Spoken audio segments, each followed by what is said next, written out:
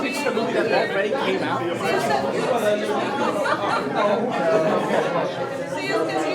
I'm telling Craig right now that he doesn't come up on stage when you get your award. Not going on.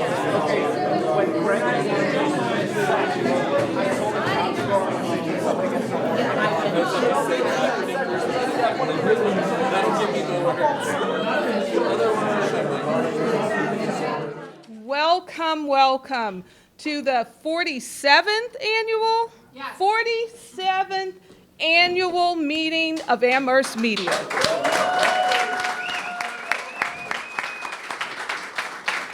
Not only do most marriages not last that long, most town community organizations don't, but we are still here. And that is thanks to our board members, which I'm going to introduce in a moment, but mainly thank you to the members and this community that has held us here, that has brought us together, that has made us significant in this community, and your voice, and to amplify your voice when it comes to both your creativity, your political views, whatever they may be, we don't judge, and just about love. Because I'm a firm believer this organization is about love and unity. So thank you again. I am Dee Shabazz. Many of you already know me. I'm a longtime board member here at Amherst Media, former chair, no longer the chair. I think I'm the secretary now, right? Vera Duwanami Cage is now the second longest serving board member. Sure. So I'm going to let Vera talk a little bit here and thank everyone for making this happen, particularly folks at New Africa House. Yes. So my name is Vera Dwangmini Cage. Thank you, everyone, for being here. I want to thank Dr. Dee Shabazz for inviting me to become part of the board, and that's what friends do. We support each other, and I hope that you all in the audience will think about being a part of our organization, because we are trying to grow our family, because we have big things ahead of us, like building a brand new facility that we deserve, okay? So how we got here, Dr. Amilcar Shabazz works upstairs at the W.E. Du Bois Afro-Am department. So thank you for leading us in the direction. We were going to use the theater room downstairs, the newly beautiful renovated space downstairs. It has a stage as well. And then we also thought, we wanted to feed people. So, and there was a classroom downstairs. And so anyway, we reached out to our friends, and Ken Toong, who runs the university here, graciously provided his staff to work with us to provide you all with the nourishment outside. So we want to thank Ken Toong and his staff, who worked very hard to put this together for us. And you are special, and this is a special event. I want to acknowledge who's in the audience, Philip Avila, who is the director of the Human Rights Commission. Please stand up. Yes. I want to acknowledge Lev Ben Ezra. Please stand up. She's the director of the Survival Center. And her grandpa, Isaac Ben Ezra, was the first recipient of the Jean Haggerty Award. So I look at the video that's archived of when he received his award, and it really touches me, and it connects us to our history and our past. And he's forever memorialized. And you get to, it's beautiful. Amherst Media, we do a great job about archiving our stuff. And this community. Yes. And State Rep Mindy Dom is also in the audience. And you will hear more from her, Mindy. And later down the program, we'll also acknowledge past awardees as well. But for now, I think I have the thank yous covered. I'm going to introduce Alexia Kota, who is responsible for providing us this space this evening.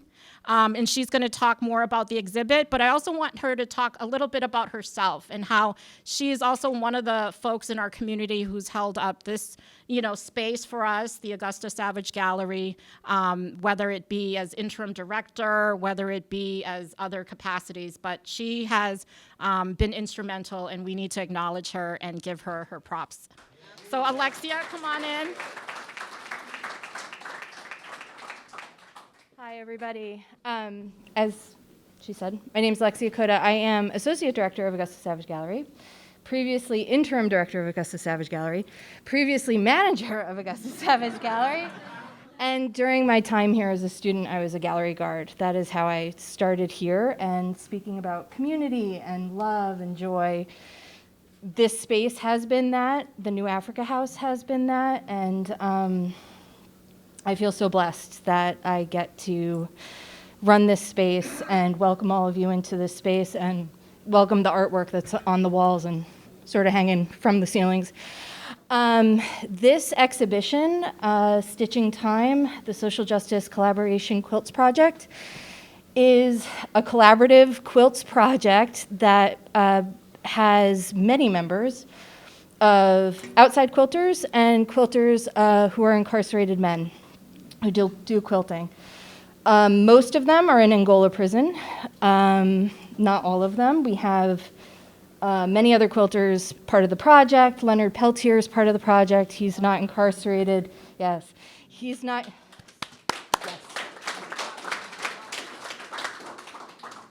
And Ramsey Orta, he was not in Angola. He was Eric Gardner's friend who filmed the policeman killing Eric Gardner. And he's part of the project. He contributed to the quilt to my left. And so this quilt project it's an incredible project where men inside of Angola get together, they come up with concepts, they create these quilts, they create patches of quilts, they create parts of quilts, and if they're not able to complete the whole thing, it gets sent outside to the co-founder and director of the Quilts Project, Maureen Kelleher, who's a private investigator with the legal aid in New York City. And she completes these quilts. You see 14 quilts around you right now. I believe there's a body of about 50 quilts in the whole project, so and counting. They keep making quilts. There's about 3 in the works right now, I think, even as we speak. So what else can I say about this? So Maureen Kelleher was a private investigator based in New Orleans.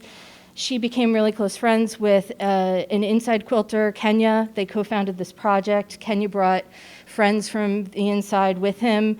They would just be working on quilts together, and they created all of these quilts that you see around you. Not each quilt, most quilts are paired with a QR code with bios. I encourage everyone, if you're not able to tonight, at least get online and listen to these men speak about their work. It's incredible not only that we have their bios, but we also have their voices. Maureen has recorded collect phone calls from inside prison of these men talking about their work. It's so important. Not only do we have their voice and their story through art, but we also have their voices. That is so powerful. And go ahead, clap for Maureen and the inside quilters, yes. And I also would like to encourage you, before you leave this evening or come back to the gallery, please, the exhibition closes on December 9th. This particular quilt, we only have the sound bite here in the gallery due to the sensitive nature of the person who's speaking. So it's really important that you get a chance to listen to that. And just a quick added plug. A week from Friday, we have the Clemente course in humanities writing class, their short stories and poems writing class. They visited the gallery in September to view the quilts. And they've been working all semester on creating short stories and poems, and they will be reading them live in the gallery amongst the quilts that inspired them Friday, December 9th, 6 o'clock. If you can't make it inside the gallery, it will be live streamed, but I encourage everyone to come to that too. It'll be a powerful evening. As we begin tonight, we have folks who have been over the years associated and that have worked with Amherst Media. Before I introduce one of these special folks that is so much a part of the Amherst Media family, I wanted to recognize our board members tonight who are here. There are some who could not make it, including Artie, who is our current president. So we'll have a video message from him later. But if we could have our board member, Ruth Bass Green, just raise your hand.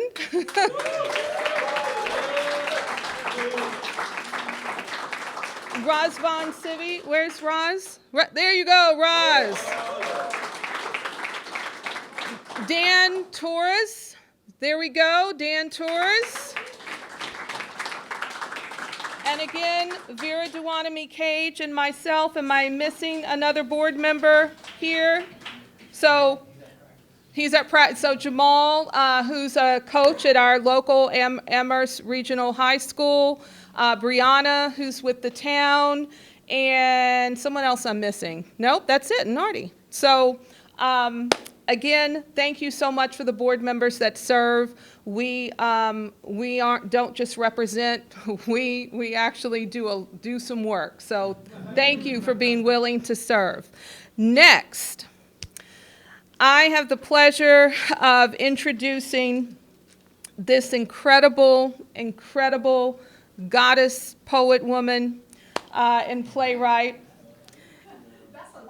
That's a lot, but you do. So she's, Magdalena Gomez is an award-winning playwright, poet laureate of Springfield, where she's a regular writer for the Afro-Am Point of View.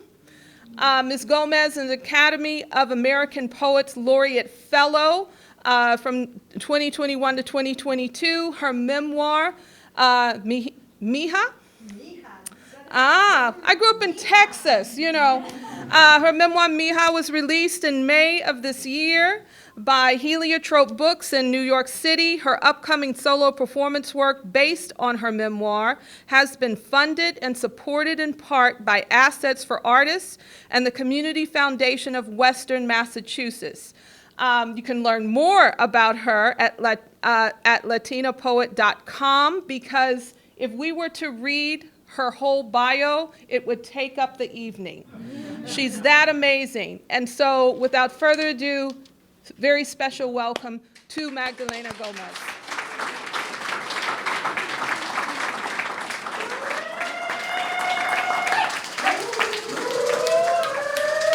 When I say Amherst, you say media. Amherst. Media. Amherst. Media. Amherst. Media. Sí mismo se hace.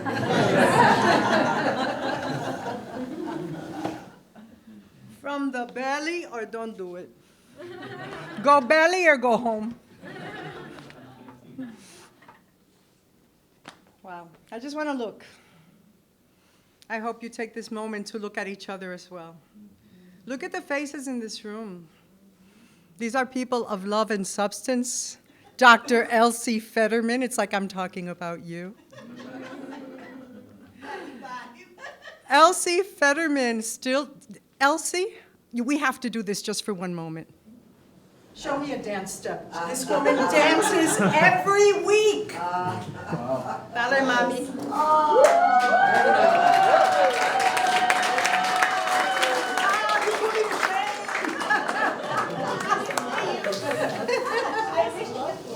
I know, and I miss being there, but I'm so happy you're here right now. Oh my God. Some people, they just bring light wherever they go, and Elsie Fetterman is one of them. I said, Dr. Elsie, because you worked hard to get that doctor. Así mismo, ¿verdad? So, a turning of the bones.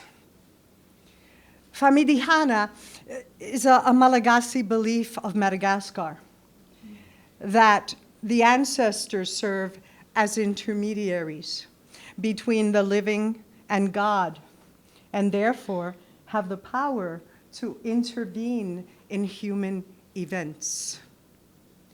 And I believe they are with us now.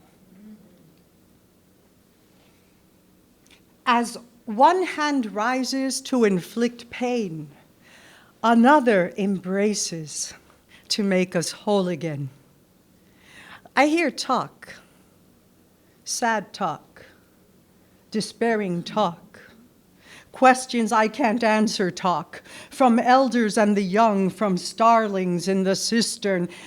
Can't tell one of those little drowned spirits from each other or from myself. Starlings in the cistern. Where have all the good folks gone? Groans and moans and screeches rise from coral reefs to bewildered tides. Question that taunts, where have all the good folks gone? A little sack of olivine sits where my heart once was. Sunflower horizons gone from sight, or have I simply adjusted to the inner darkness, spend more time there than I should? In this moment, 32 wars, conflicts, terrorist insurgencies diadem the globe, seem to have no urgency for the upper floors, where crystalline views of night conjure immortality. The commentariat, bleat and blare of only one. A tuskless mammoth sees them all. In daring that burden, I know she'll survive. The courage to feel what burns and drowns is cut down before us, keeps us alive.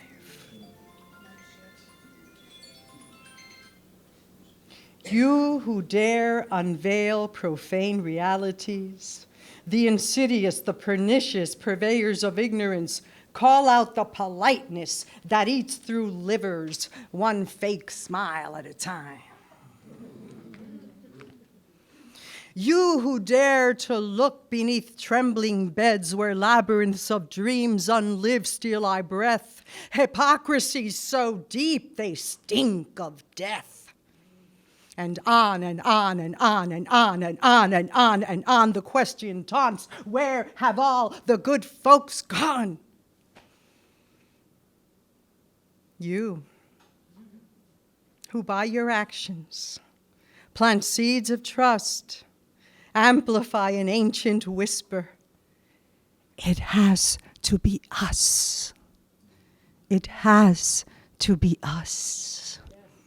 Risk takers, change makers, dancers in the rain and tires of knots, bearers of grief for what is and is not, hummingbird heraldry, makers of noise, disturbing denials, counterfeit poise. You who sly truth from inelegant sheaths, cut through the lies of the bungling elite. You know that's a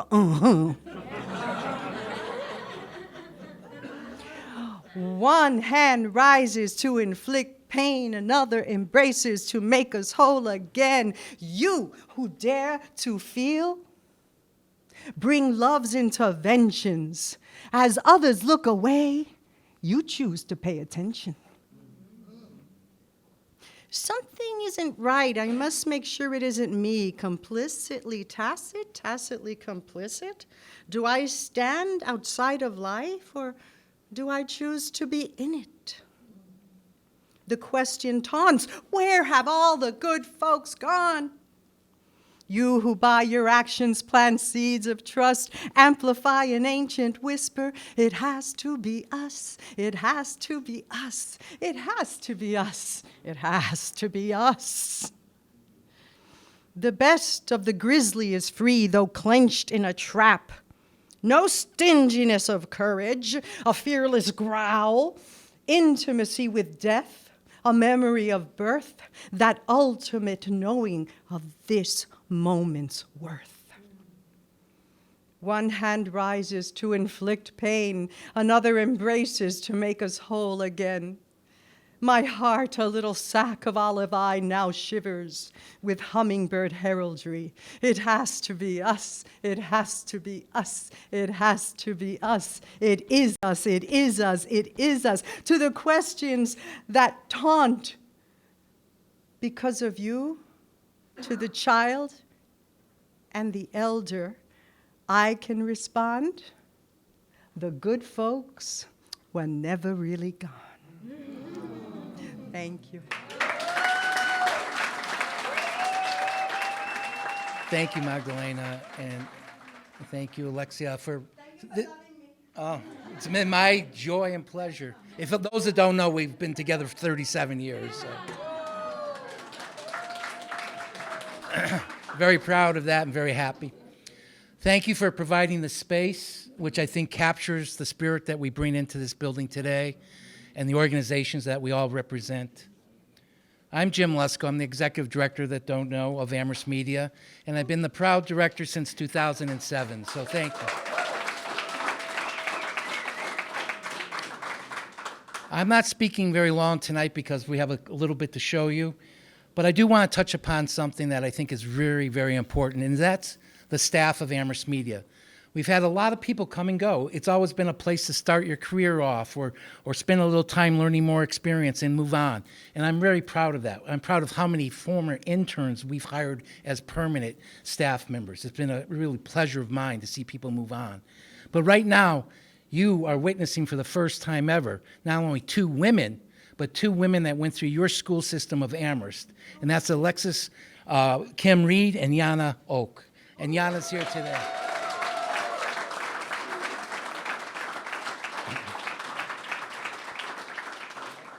I must say, Alexis was very disappointed how sick she is today, but you're about to see a video she spent the day putting together so you can see what we've accomplished in a year's time. Not only are these two young women, and I say young women because of my age difference, are good in their video skills, they bring something totally different. They connect with people. And I witness it every day. When people come into our building, they go and they speak to them. They find out their needs. They find out what they can do for them to make them better at what they're trying to do. That is very special. And I think we all should, if you've ever dealt with them, you're going to realize they take it seriously. And thank you, Yana, for all that you do. Yeah, no, they're training me. They're training me. That enthusiasm and their can-do determination has already helped so many people, many of you in the room already. You're about to see a short video, and I don't even know, I think it's 5 minutes. It's short in our terms. 8. It's not a town council meeting. Okay? Hello. We cut it down by a couple 100 minutes here and there. Thank you. You're welcome. You're welcome. They have a lot to say. So you're about to see a video that's the production of not only our staff, but our interns. And you're going to see later just how many interns we've had over the past year. And our members are constantly coming in, and it's starting to grow. And that membership is starting to put in more programming, whether it be hosting programs or actually going into the field and shooting with the expertise they're learning. One aside I'd like to talk about is that you're not going to see in this video is that we've had in the presence of our facility a young group of high school students who started their own film club 1.5 years, 2 years ago, came to us and said, would you be willing to let us use your facility and use your equipment? We're like, yeah, why not? That's what we're here for. And we've developed a really nice relationship with this young group.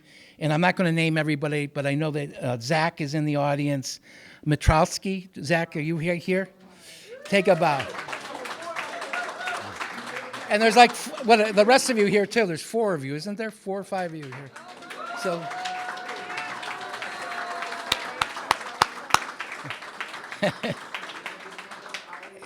okay, all right. They've already had their first film premiere at the Amherst Cinema. If you didn't catch it, the title is Fortune Favors the Guilty. They must be following politics or something like that. So here I am. Jana's going to start this up. We're going to dim the lights, just the front ones.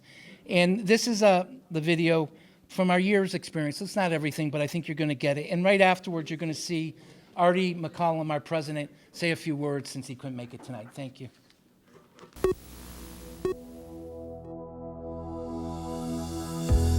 Amherst Media has been producing, training, and cablecasting stories of the people, places, and topics that make up the town of Amherst's history for the past 47 years. This year witnessed the closing of Amherst Media's facility for the past 31 years and the temporary relocation to 101 University Drive until their new facility is built. With the help of tireless staff and interns, the move was completed in early June.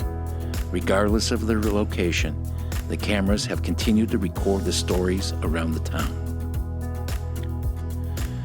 Working with material recorded by Leah Newberger and Cole Grabber Mitchell for the Amherst Cultural Council, Amherst Media staff have edited videos about local artists Nancy Marr and Lorna Ritz, along with a comprehensive look at how the Amherst Ballet have found creative ways to perform their dance pieces during COVID lockdowns.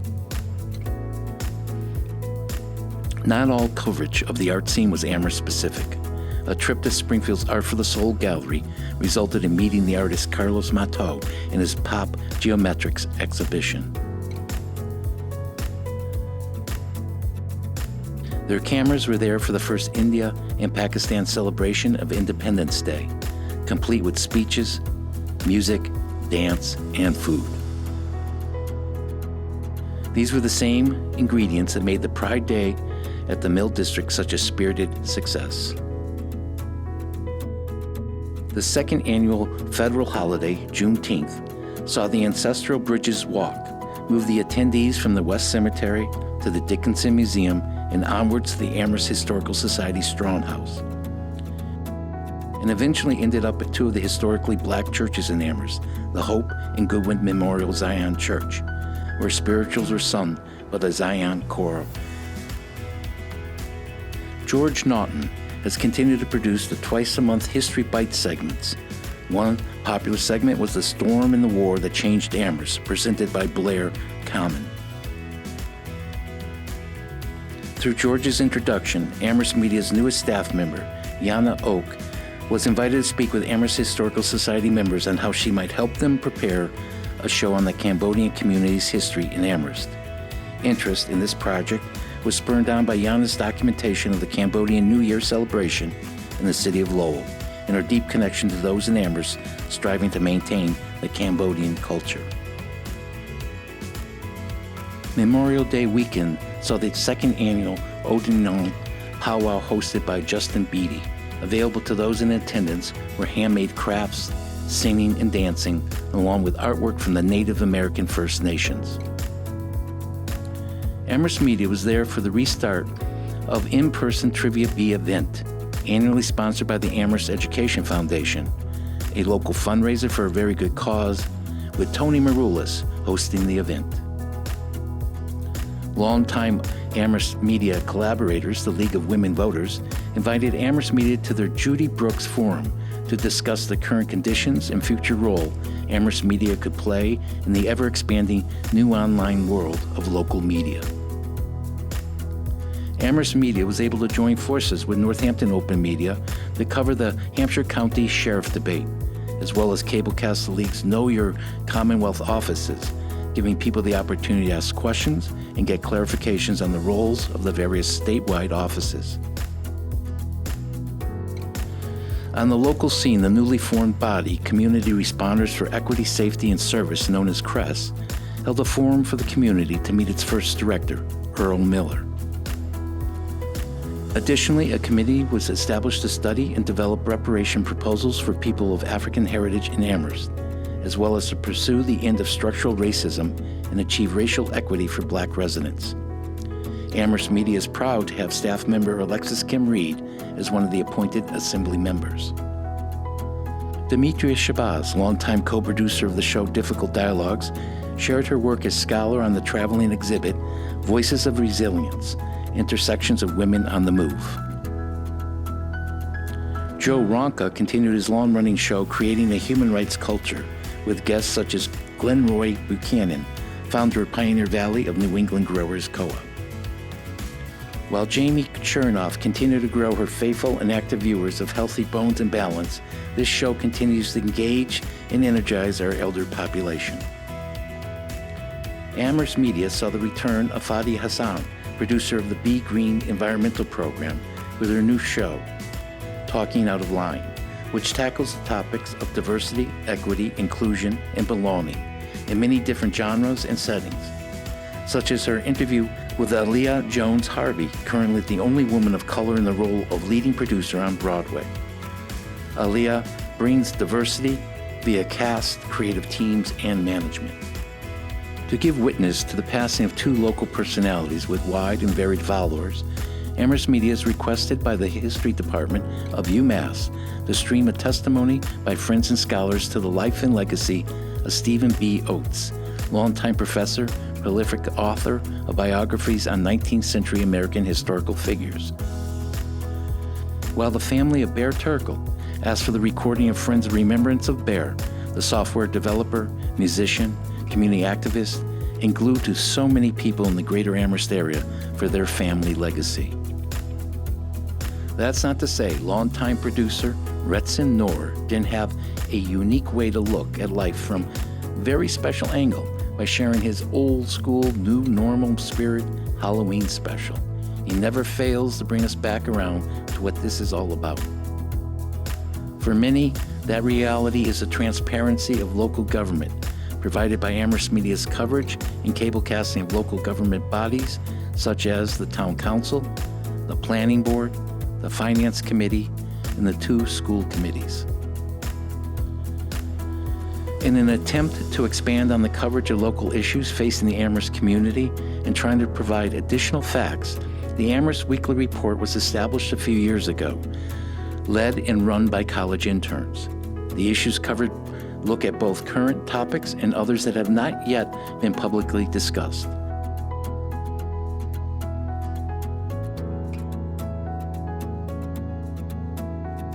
The AWR is attempting to bring the voices of those in the community seldom, if ever, heard. Thank you for your support and participation. We cannot do this in a vacuum. The people make this ideal, free speech, a reality.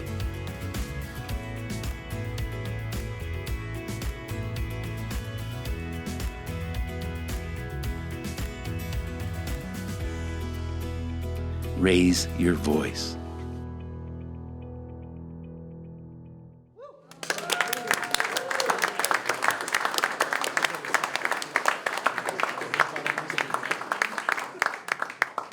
So we're about to go right into the Artie McCollum video. Again, it's a very short, but it was a thing that was not planned at work, and he was called away, so he said, could I please at least say something, so please. Welcome, Amherst Media members, staff, board of directors, volunteers, and community members. My name is Artie McCollum, and I'm the president of the Amherst Media Board of Directors. Thank you for joining us for the 47th annual meeting. I'm very sorry that I'm not able to attend in person tonight, but I'm glad that members are able to join us for this in-person annual meeting. While some things are starting to feel a bit like pre-pandemic times for me, I know that the COVID-19 pandemic has caused much hardship for many.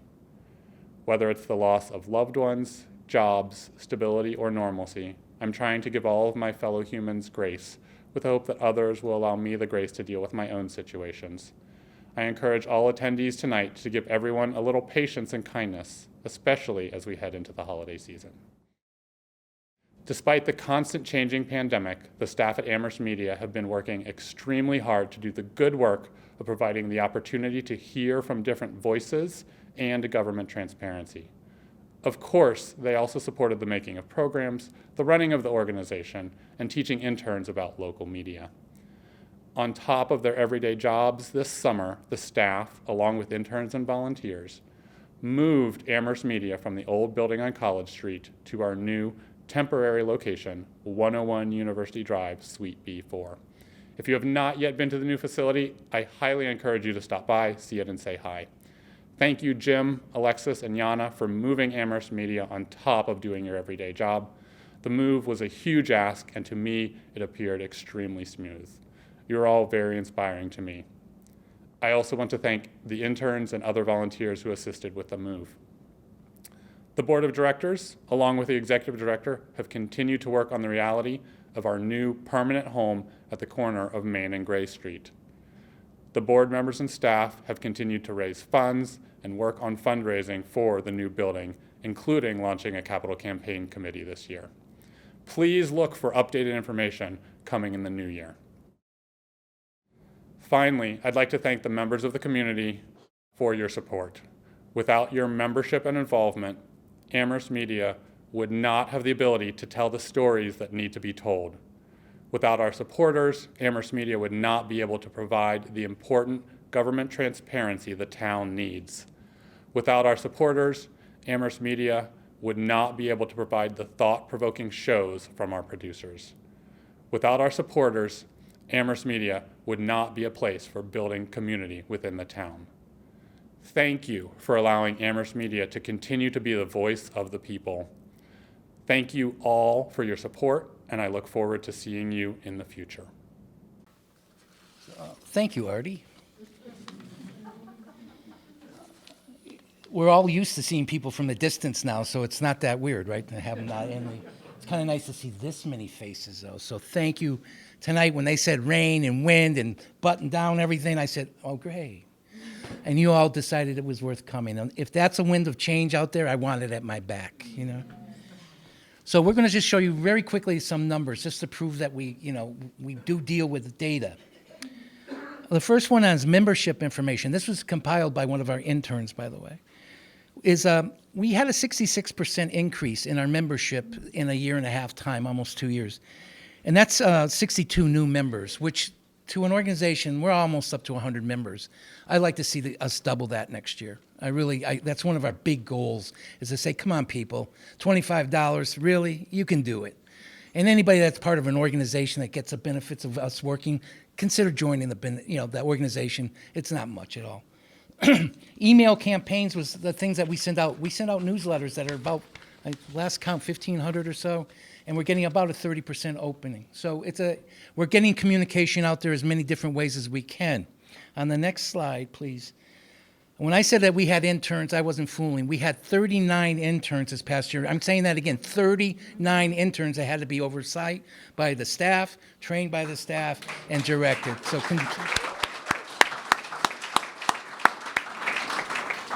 And then you look at the total hours that they worked, 1,040 hours. You put a figure to that if they were staff, fully paid staff, that was a significant amount of labor they gave us. We do use work study when we can, and we do pay into that, a portion. But this year, for whatever reason, we had fewer work study students and more direct students, thanks to the journalism department and others sending us more and more of their students to work with us. 19 Instagram posts sounds low, but we're going to tell you that's taking off. That's just starting to really go into the new direction. When you heard about Amherst Weekly Report, written, produced by the interns, okay, that was 24 in this past year, 24. And you've got to remember those breaks and those spring breaks and fall breaks and midwinter breaks, and they were working in the summer after moving us so that they could put together a summer special. I congratulate them for being all the hard work they did. Thank you so much.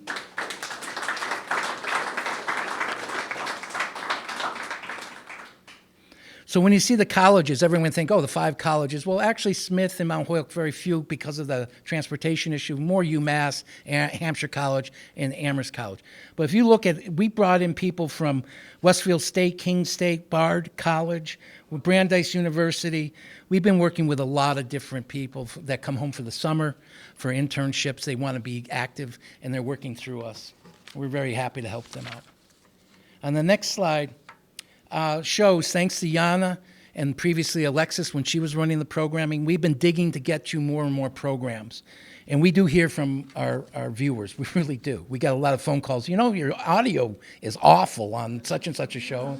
And you know what? We need to know that. You know, because sometimes it's a technical thing on our end, and sometimes it's Comcast. You know, so we call Comcast and say, hey, there's a problem. But the local programs was 186 last year, 186. You're looking at a 2-staff organization, because I do not do the production anymore, and the interns. We've imported shows, 95. Some of those have series behind them, okay? So there's multiple. And then we go into our archive shows, that was 225. So our imported shows, hours, made up 32%, and our local shows made up 67.4% of what people viewed. And that's quite astounding thing. I live in Springfield, and I'm not going to diss who runs that, but I hardly see anything new on their programming. I mean, maybe once a month I get 1 or 2 new programs. So on the YouTube, the 77 shows on YouTube Live is us pushing the town council meetings and other meetings to a YouTube, so those that don't have Comcast can watch it and actually rewind in real time in case they came in late and wanted to hear what the vote was. And it's up to you to stay on top of the local government about finance and getting us the programs to put back out there, because we're not always made aware of when meetings are being held. The thing about the AWR is also, it's the future, and it really is the future for this town. Way after I'm gone, I'm hoping that becomes, with the help of Roz and the journalism department being on the board, and that bringing that information in and bringing journalism students back out to us, is that we feel that our new work, our next work, is to connect with the citizens, the residents of Amherst. We need to hear from the Amherst residents. What are the news the news you're not getting? What do you think needs to be deeper dive on? Where is the information coming from the communities that don't have a voice? How can we reach out and set a two-way dialogue going? And so we reached out to UMass and Ethan Zuckerman and Kevin Zhang, who's here tonight, and their small towns project. We're going to be working with them to set up a new platform for people to have direct input to us so that we can put those stories into work with the Amherst Weekly Report. So thank you for Kevin for meeting with us, and you're going to see this rolling out at the beginning of the year. Please watch it carefully. Please get involved. We need to know what people are thinking out there so we can meet your needs on the news. So that's pretty much it for the data. And now for the real interesting, I have the pleasure of introducing a woman that's been with Amherst Media when it was Amherst Community Television, probably even when it was the cable, CCS TV, whatever. Julie Shively's been our accountant, part-time accountant, who has dedicated a service to us that I would be lost without. Julie, would you give us the fiscal report, please? Thank you.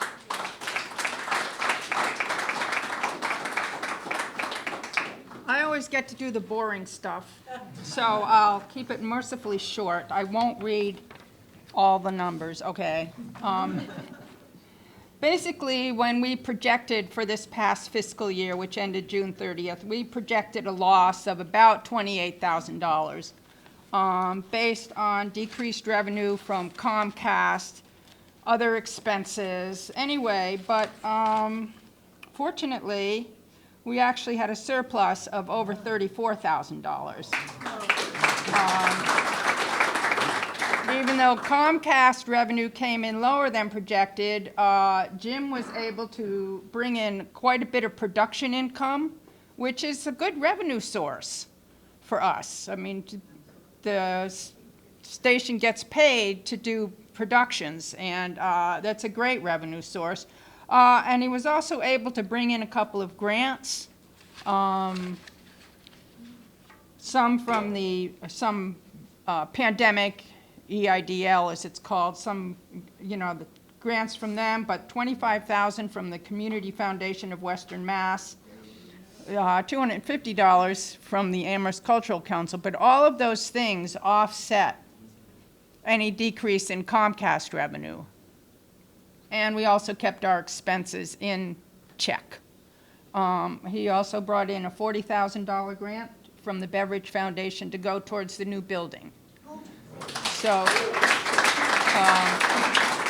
He's constantly working behind the scenes to give me numbers to deal with. Digits. Yes, so I don't have to go, hey, Jim, really can't afford this. Yeah, so it's really been a pleasure working for him. We also have got an SBA loan, most of which we're still sitting on, but that will help with the new building. We used it to pay off the mortgage. So that's a really big deal. So not only is there equity, but there's no interest. I'm always happy to answer questions, as I like to say at the end of my notes for my reports. If you have any questions, please ask, and hopefully I can answer them. But how much you have to raise for the new building? What's the cost of the new building? How much you have to raise? Well, the hat that's going around tonight. It's a good question. Thank you for asking. We have been at a loss of not knowing the total cost because of COVID, the increase of costs of materials, building materials. Our architect retired, and they had not finished all the drawings.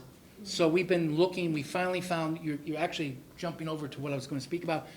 Tristan Metcalf, if people know Metcalf Associates out of Northampton, has stepped in. He's putting together our final drawings. His estimate, based on what he's seen being built and what our plan calls for, he sees it at a $1 to $1.2 million project.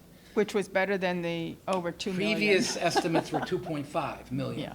And so I trust Tristan. He may, it may go up, but I'll go up there. No, I thought each person here tonight should hear this, and when you're ready to give each one of us some promotional materials, we may know some donors, may know possibly where to go for grants.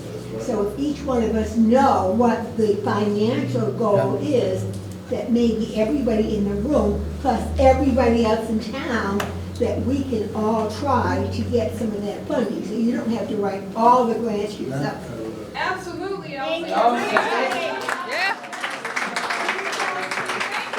She's our public relations.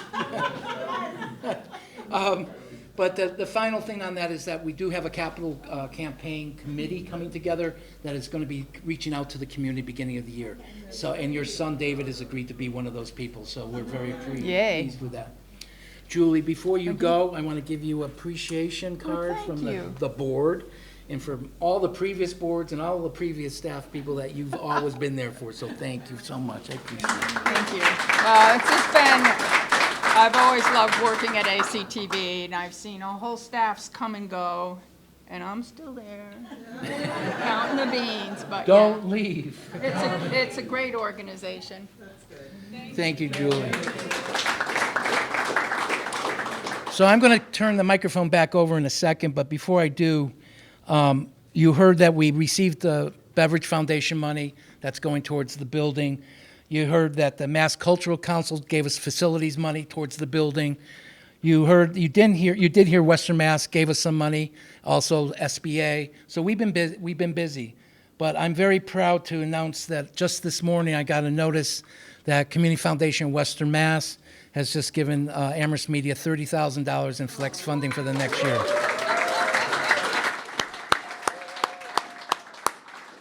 And they highlighted the organization in their last newsletter. If you're on the newsletters, you'll see at the bottom, Community Voices. So, I mean, we're obviously reaching out and getting the attention of people that we have to do, and you can help us do that. You've already kind of heard from Elsie, so I'm not going to go into please consider becoming a member and have your organization, but it does matter. It matters when I'm asked, when I write a grant, how many paid members do you have? I can honestly say 96 now. Before I was saying 32. It doesn't sound good. It doesn't, and it shows where is the support of the community. So we're going to be reaching out, and every little bit helps. Every little bit. You hear that all the time. You just went through Giving Tuesday, which I've got to clear out my email when I get home, But I mean, we're all dying out there trying to get some traction, right?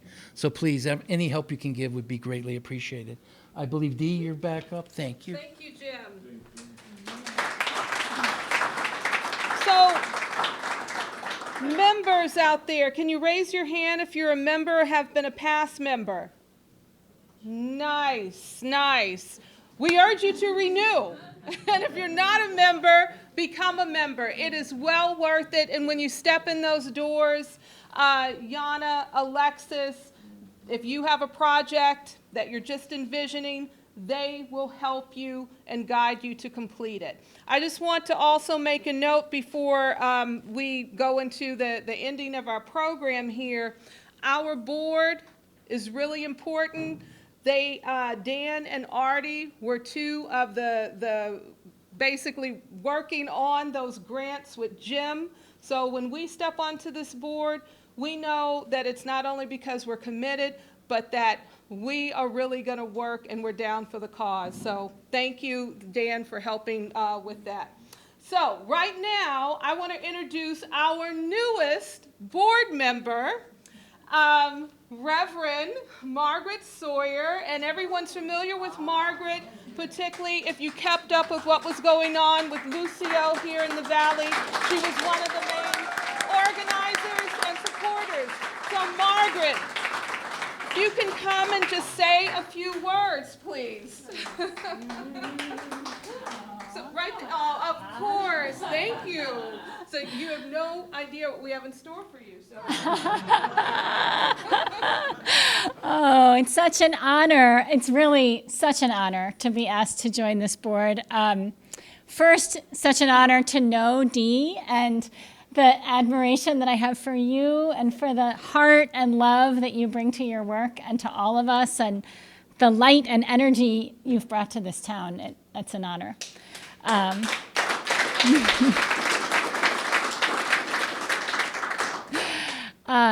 And I was so excited when she asked me to join. I admire Amherst Media so much for how the organization really promotes democracy in our town, how everything that we want to learn about what's going on in the town is there, it's accessible, we can see, and I loved hearing about the YouTube Live. I hadn't realized that you can forward and reverse. That's exciting. Not forward, but reverse meetings as they go.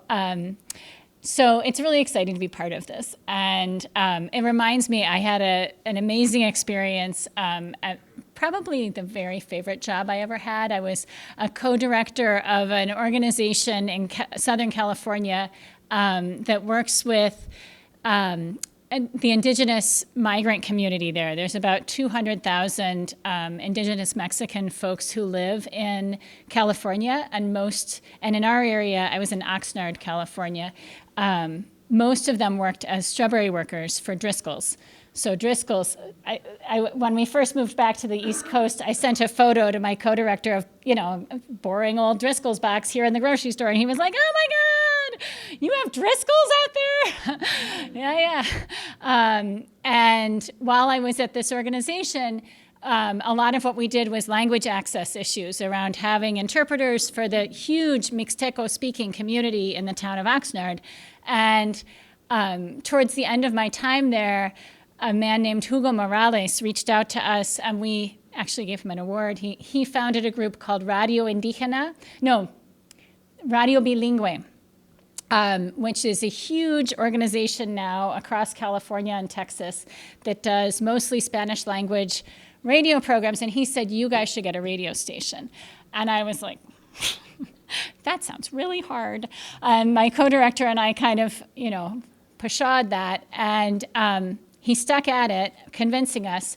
And we learned from him that there was this tiny window that opened by the FDC to start to apply for a low-power radio station.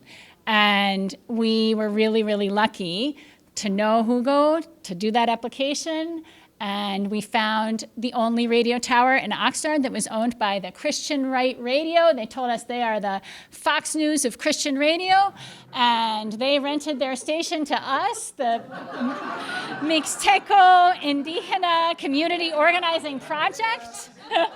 And we spent the whole time, we always talk about immigrant rights and workers' rights and racial justice and overturning anti-Indigenous discrimination, which was a huge campaign of my co-director there and has since blown up in LA. But anyway, so we got our little radio station up there, and it's going strong, and it's awesome.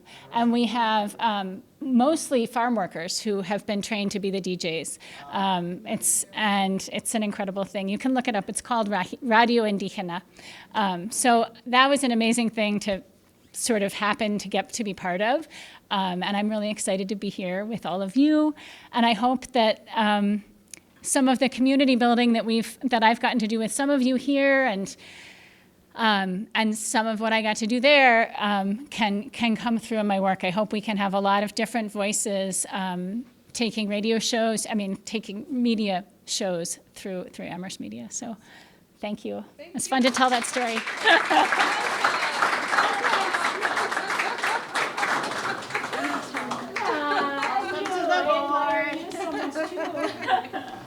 Thank you, Margaret Sawyer. I can write that you're a board member now on your name tag. So I'm responsible right now to introduce the most important part of our evening and why so many of our family members are here, our friends are here. It's to introduce the Jean Haggerty Award. And let's see. This award was first awarded in 2010, and that went to Isaac Ben Ezra, as we mentioned. So it doesn't take long to make an impact in this community. So Jean Haggerty, came into town back in 2000, and she came from Texas, and she was around. Isaac befriended her right away. They were active. They engaged with people, with their neighbors. They said, come out, pay attention to what's happening in our community. We can improve our situation.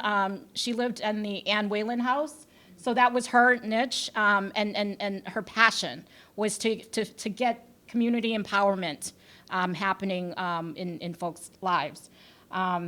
Some of the folks who were the awardees after Isaac, it was Cynthia Brubaker, Ed Severance, who was former board member. Right, and then later on, the Rotary Club that he was a part of also received the award.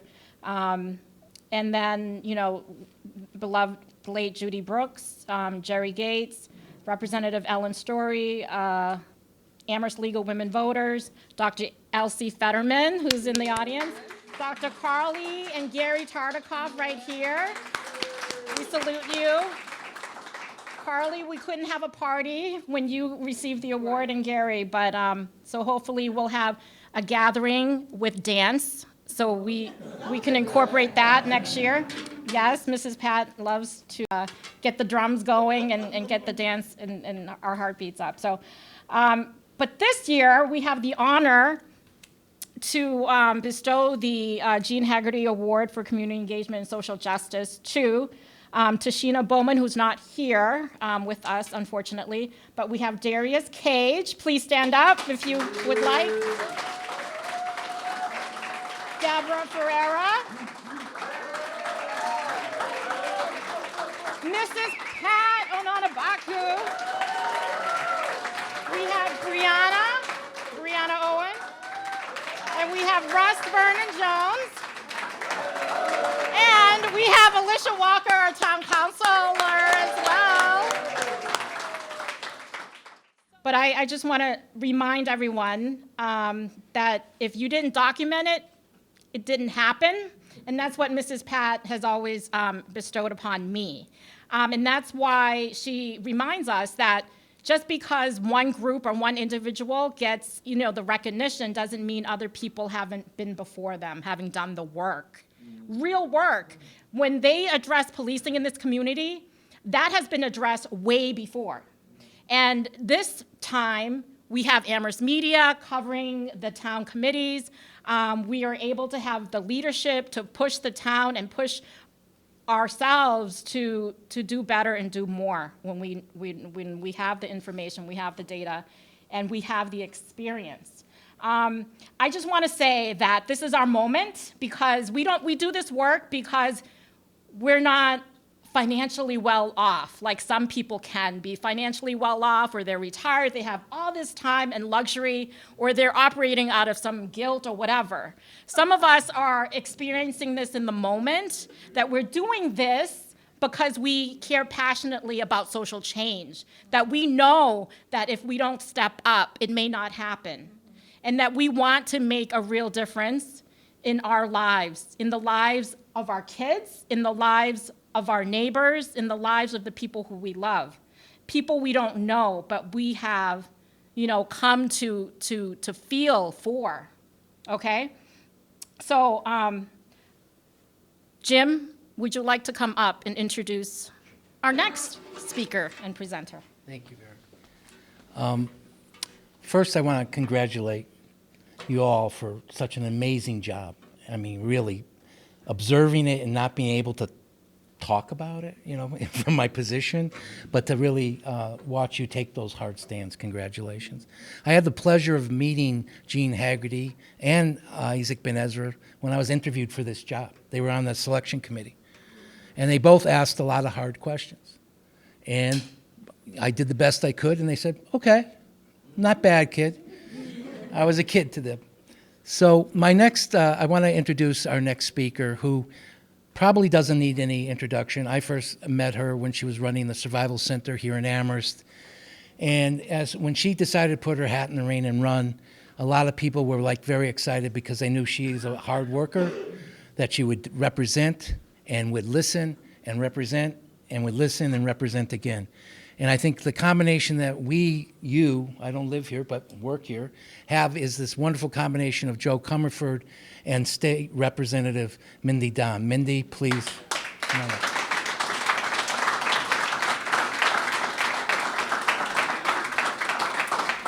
Thank you, Jim. That was really very kind and sweet. I feel the same way about Joe. We're very lucky she's our state senator. Good evening, everybody. This is such a great event, and I love coming to the annual meetings, but there's something also about being in this place and all of us being out here in this stormy night, honoring these great community members. That's just putting me over the moon, actually. When I first saw the email come through about the annual meeting, I immediately said to my staff person, I said, we've got to make citations for folks. This is just an incredible event to honor this amazingly hardworking, successful, effective community group, which doesn't always happen. So, I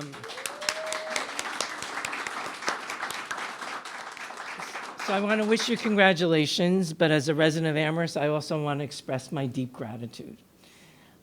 Your work is so substantial, and talk about documenting work. The reports, the footnotes, everything is just. And when I started reading it, I thought, oh my God, this is a college class on what we have to do to make our community safe, but written for people who are on the move and who need to make immediate decisions and put things into action. And what the evidence of that is that 2 of your recommendations are already in place. That never happens. And there are 2 things that are not just one-dimensional. There are 2 things that incorporate not only many different parts of our town, but required sort of a staffing up that was really significant, a training not only of the people who are coming on, but a training of the town of what to expect. You've accomplished so much already. I really want you to know. I know there's much more to do, but right now I'm celebrating what you brought to Amherst. Thank you. And I see this award as also marking a celebration of what you've achieved. I've talked with a lot of folks before tonight, and some people were concerned that other things wouldn't happen or what has happened, all over the place. My being here tonight and my celebrating you is celebrating what you've already done, which isn't only reflected in 2 major services being created in Amherst, one of them being unique in Massachusetts and the only one of its kind, thanks to you, but also the work that went into to support that, the foundation of the work that you have put in place that not only has resulted in 2 new services, but more for the future. So thank you so much. And I don't know if people realize that, but the Alternative to Police program that was recommended and now implemented by the Community Safety Working Group is the only one at this point in Massachusetts. And it's not going to, it was the only one for a long time. Northampton is now coming up, and there'll be others. But Amherst has led the pack, and we've led it thanks to the community safety work. So I am really pleased to offer each of you a citation. So I hope that's not overkill, but I didn't know if I just made one for the Community Safety Working Group, would they have to like rotate it?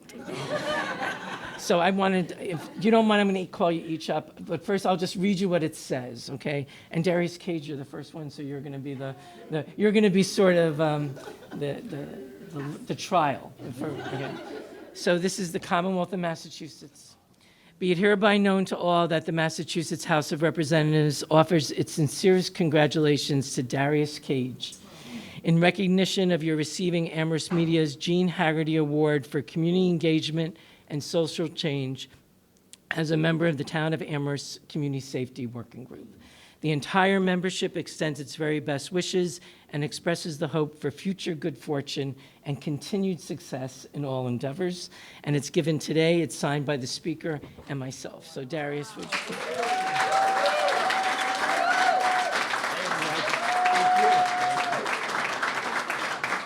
Deborah Ferreira.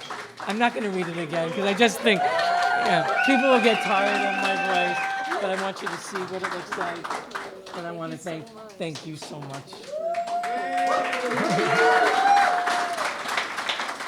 Mrs. Pat, it doesn't say Mrs. Pat on this. It actually says your own name.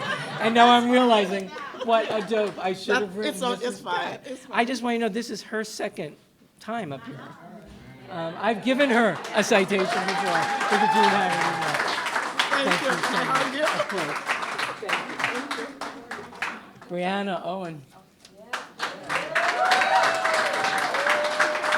Thank you. I just want to point out, Brianna and Alicia have a little bit something different on theirs. It says, be it hereby known to all that the Massachusetts House of Representatives offers its sincerest congratulations to Brianna Owen in recognition of your receiving Amherst Media's Jean Haggerty Award for Community Engagement and Social Change as a member of the Town of Amherst's Community Safety Working Group and serving as its co-chair. Yes. Thank you. Such leadership. Russ Vernon Jones. So Russ was my daughter's elementary school principal. So I feel like maybe you should feel like you're coming to the principal's office. So there's yours, sir. Thank you so much.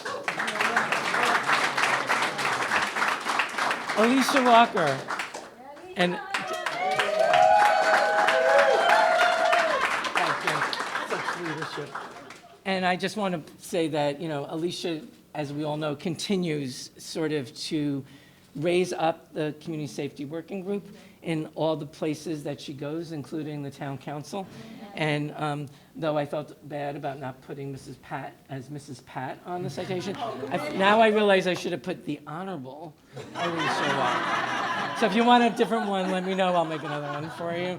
But yours also says and acknowledges your role as co-chair. Yes. I just really want to point out that, and I'm going to say young, because compared to like Jim, my age, these 2 young women having such leadership in our town in this way.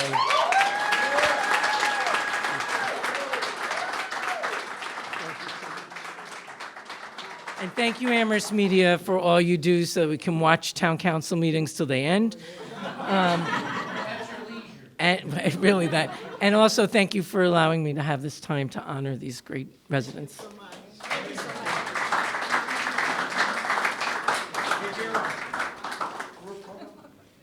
Yes, we will have a group photo at the end, and we're going to get the remarks from, the co-chairs? Both co-chairs will come on up. I want to also recognize any media here in the room besides Amherst Media Recording. We have Amherst Indy, Art Keen, thank you. Also a member Because it is about democratizing the airwaves. We want more voices, right? So because Amherst Media belongs to everybody. And we know there are certain communities that we haven't heard from a lot. And I think that's the beautiful thing about our staff. You know, they're women of color. I've already seen the beautiful changes that's happening. It's amazing, and we want you all to be a part of it. So we're gonna close out, but before we're gonna close out, we're gonna hear the remarks of these individuals. Okay, there you go.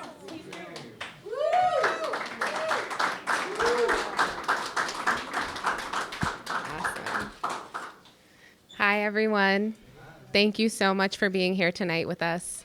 So I know that everyone has individually already been recognized, but I want to take another moment to do so myself. So we are honored to receive the Jean Haggerty Award on behalf of the Community Safety Working Group. I want to recognize all of the members of the committee, including Tashina Bowman, who cannot be here tonight, but is here in spirit and was a very hardworking member and an essential part of our group as well. Darius Cage, Deborah Ferreira, Pat Ananabaku, and Russ Vernon-Jones. So research suggests that it takes about 40 hours of spending time with somebody to make a real friend. And we have spent over 200 hours together on live recorded meetings. And so tonight we are receiving this award as a family. What has made the CSWG's work so successful was our authenticity, vulnerability, and trust in one another. All members of this committee have their own unique experiences living here in Amherst and have shared a level of vulnerability to be able to share it with one another and with our entire community. Different from other groups, the elders in this group entrusted us as young people to lead and steer us towards change, and for that we are forever grateful. Our group is forever indebted to our community that trusted us to speak truth to power. And without the work of Amherst Media, we would not be here. Amherst Media has provided services that allow folks access to local government and provide pathways for folks to engage with groups like the CSWG.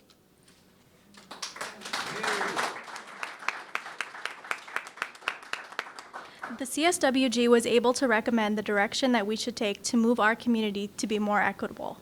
And although we are proud of the work we have completed, there is so much more work to be done. We hope as the budget season starts, all of you listening in here help us advocate for our recommendations to come to fruition just the way we wrote them in our reports. Now more than ever, our community needs a resident oversight board that can serve as a third party to restore justice to our community. And we need a youth empowerment center for young people to explore their talents and strengths. We urge you all to continue to support and uplift our successor group, the Community Safety and Social Justice Committee, as they carry on this important work. The marathon continues. Thank you. Thank you for recognizing us. Thank you so much for recognizing us for this award. Jean was a successful organizer and passionate about advocacy, free speech, social justice, and service. We are honored to continue Jean's work and be a part of her legacy in this community.